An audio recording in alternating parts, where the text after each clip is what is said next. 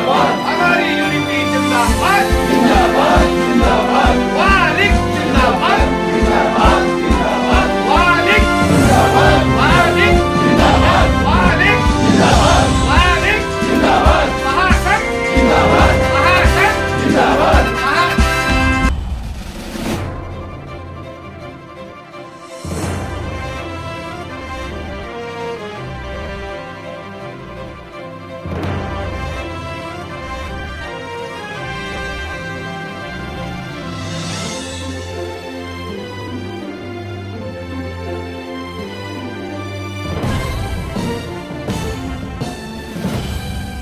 वाली की आज आपने मीटिंग की है, किस तरह की मीटिंग थी, क्या हुआ है मीटिंग के अंदर, क्या निर्णय निकले? और देखिए, आज हमारे 7 राज्यों में फैले नॉर्दर्न जोन उत्तरी क्षेत्र के जो हमारी क्षेत्रीय कमेटी है उसकी कार्यकारिणी की बैठक का आज आयोजन हुआ है। और हमने जो विज्ञान भवन में अभी 25 नवंबर 2023 को 74वें संविधान दिवस का आयोजन किया था, जिसमें इंडिया गेट से लेकर के विज्ञान भवन तक हमने बाबा साहब अम्बेडकर द्वारा बनाए गए संविधान की यात्रा निकाली थी। उस विषय में आज हमने समीक्षा बैठक रखी थी कि भारत के पूर्व राष्ट्रपति माननीय रामनाथ कोविंद जी ने 2024 के अंदर एक जिम्मेदारी लगाई है कि हमको ये भव्य कार्यक्रम अब खुले ऑडिटोरियम के अंदर मनाना है। तो इस विषय में हमने अपने संगठन के सभी साथियों से, जो हमारे 7 राज्य हैं उनमें जम्मू कश्मीर है, हिमाचल प्रदेश है, पंजाब है, हरियाणा है, आपका दिल्ली है और राजस्थान है, तो ये जो 7 राज्य हैं, इन 7 राज्यों में जो हमारा संगठन काम करता है उनके हमने यहाँ पर प्रतिनिधियों को आज बुलाया था। उन सब के साथ में संगठन की सभी गतिविधियों पर विस्तार से चर्चा हुई है और उसमें ये संकल्प लिया गया है कि 2024 का संविधान दिवस 75वां हम लोग बड़े रूप में, जैसा राष्ट्रपति जी ने कहा, पूर्व राष्ट्रपति जी ने कहा है, हम उसको पूरी भव्यता दिव्यता के साथ में खुले ऑडिटोरियम में मनाएंगे। इसके अलावा संगठन के विभिन्न पहलुओं पर हमने चर्चा की है कि संगठन को और कैसे मजबूत किया जाए। हमारे जहाँ जहाँ मंडलों के अधिवेशन होने हैं उनकी तिथि हम लोगों ने आज तय की है। कुछ हमने अपने संगठन में बदलाव करते हुए, कुछ पदाधिकारी हमारे सेवानिवृत्त होने जा रहे हैं और कुछ के स्वास्थ्य के कारण हमने उनका पद आपस में मिलकर के एक आम सहमति से आज हमने उत्तरी क्षेत्र की एक नई कार्यकारिणी का गठन भी किया है।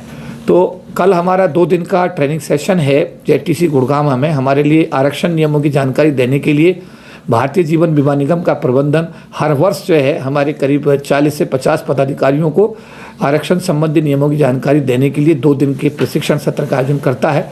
तो कल 5 और 6 तारीख को जेटीसी गुड़गांव, जो हमारा प्रशिक्षण केंद्र गुड़गांव, वहाँ पर हमारे 44 पदाधिकारी कल आरक्षण नियमों की जानकारी के हेतु जो आयोजित होने वाला प्रशिक्षण सत्र है उसमें भाग लेंगे और 2 दिन इस सत्र में अपना ज्ञानवर्धन करेंगे और इसके बाद में अपने डेस्टिनेशन, जो उदयपुर वाला है उदयपुर वापस जाएगा, जो जोधपुर वाला जोधपुर वापस है, बीकानेर वाला, अजमेर वाला, जयपुर 1 वाला, जयपुर 2 वाला, दिल्ली 1, 2, 3, करनाल, रोहतक, पंजाब में हमारा चंडीगढ़, हमारा जालंधर, लुधियाना, अमृतसर, हमारा शिमला, श्रीनगर। तो ये 17 मंडल हमारे बनते हैं। सभी मंडलों के जो हमारे प्रतिनिधि आज यहाँ पर आए हैं, ये सब लोगों ने आज ये संकल्प लिया है कि हम लोग भारत के पूर्व महामहिम राष्ट्रपति के आह्वान पर आने वाले जो हमारा संविधान दिवस होगा 75वां, उसको भव्यता दिव्यता के साथ में खुले ऑडिटोरियम मनाएंगे।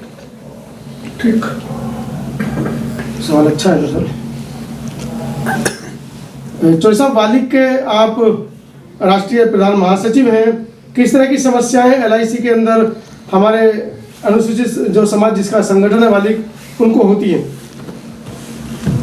देखिए, मैं आपको थोड़ा देर के लिए विज्ञान भवन में 25 नवंबर 2023 के कार्यक्रम में ले जाना चाहूँगा, जहाँ भारत के एक सीनियर मोस्ट राजनीतिक पॉलिटिशियन, SC और ST आयोग संयुक्त आयोग के चेयरमैन रहे हनुमंत थप्पा साहब के बयान की तरफ ले जाना चाहता हूँ।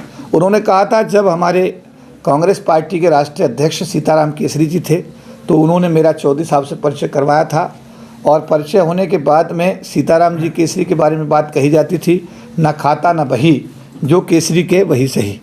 तो मैंने उन्होंने कहा कि मैंने परिसंघ को बड़े नज़दीक से देखा है। परिसंघ को मैंने 97 बनाया था और 97 से आज तक KP चौधरी जी इस महासंघ को लेकर के चल रहे हैं।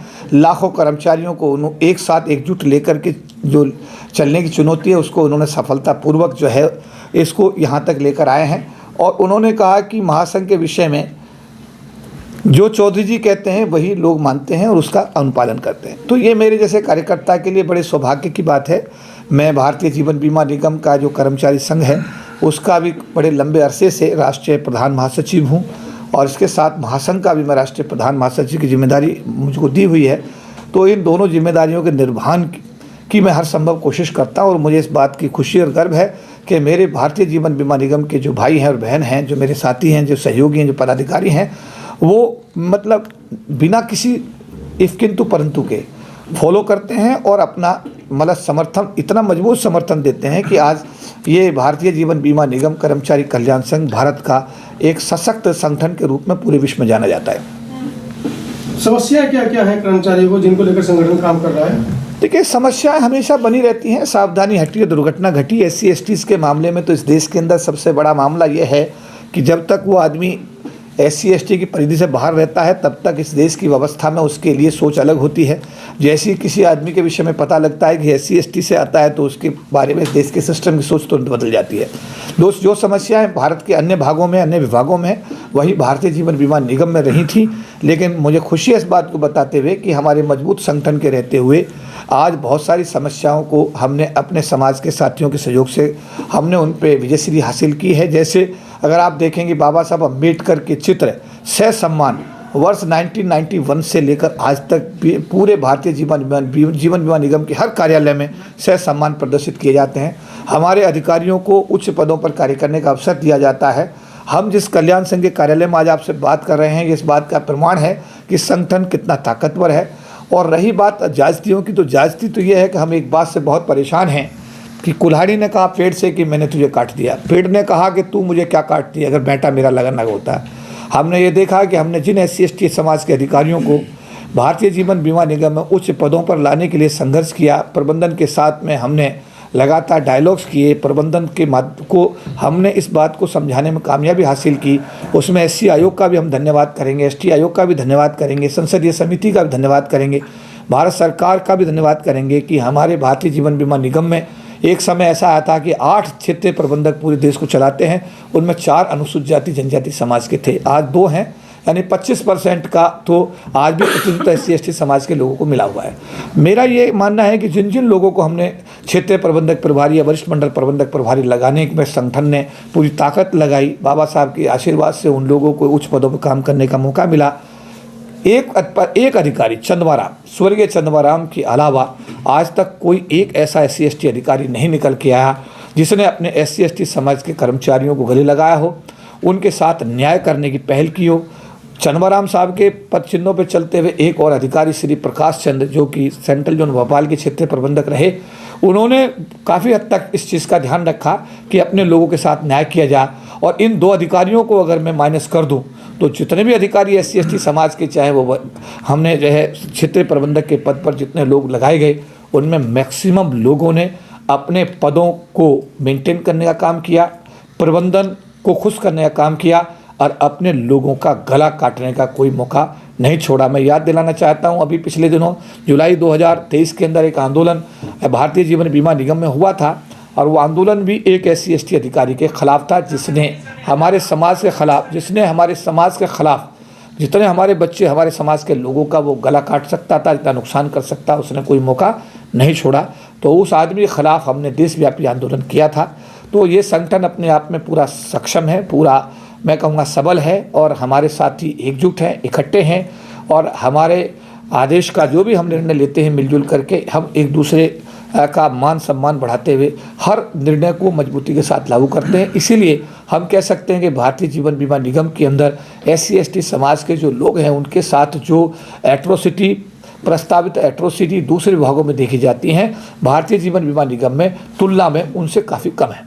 कर्मचारी से क्या आशा करते हैं, क्या उनसे अपील करना चाहेंगे भविष्य के लिए? अपील मैं यही करना चाहूँगा कि अपने दीपक खुद बनो और पेड़, ये एक जो संगठन है ये वृक्ष है, ये वृक्ष जो है तब तक हरा भरा रहेगा जब तक आप इसकी जड़ में पानी डालते रहोगे। पानी डालकर इसको हरा भरा रखना हर सदस्य की, हर पदाधिकारी जिम्मेदारी है। जब तक ये वृक्ष हरा भरा रहेगा, इस पर फल आते रहेंगे। हर बार जब फल आएंगे सबको उसमें ईमानदारी से बांटे जाते रहे हैं। पिछले 40 साल से आगे भी वो फल ईमानदारी से बांटे जाते रहेंगे, लेकिन सब लोग अपनी जिम्मेदारी को समझते हुए इस जो संगठन का जो वृक्ष है इसकी जड़ में जल डालना ना भूलें। धन्यवाद। आप इस वीडियो के बारे में अपनी राय अवश्य दें तथा वीडियो को लाइक, शेयर और कमेंट्स साथ साथ चैनल को सब्सक्राइब करना न भूलें। धन्यवाद।